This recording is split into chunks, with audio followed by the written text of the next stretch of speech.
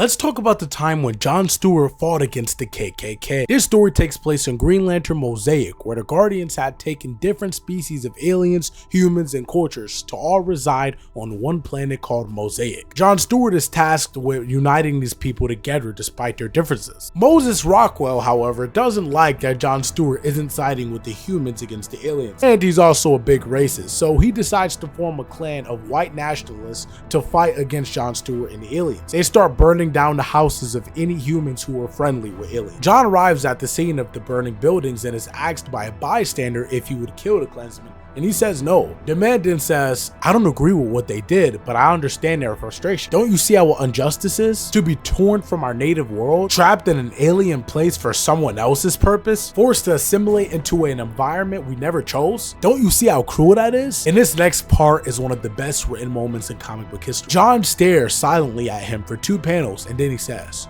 "Torn from your native world, someone else's purpose, cut off from your culture, forced to assimilate. Don't I see how cruel that is? Look at my skin." That line really shook me to my core because it's facts. John Stewart refuses to kill these Klansmen despite their evil, and he ponders to himself why he lets them live. Later we see John Stewart having a dream, and I kid you not, he meets the X-Men in his freaking dream. This is a parody of the X-Men called the Minister X, and it's all black people. Charles Xavier parody's name is Minister X, and he's a parody of Malcolm X. You can literally hear Malcolm's voice when he talks. These X-Men are mad at John for being too nice to the Klansmen and think that he should be more brutal. They're also kind of racist towards white people. But what's really intriguing is that Mosaic very boldly tries to humanize Rockwell, the racist white supremacist. We see what led to him hating black people. And while a lot of it was hateful, bigoted talking points like being mad that black folks were getting extra help in the job department, he also has some valid negative experiences like black people destroying the neighborhoods he lived in,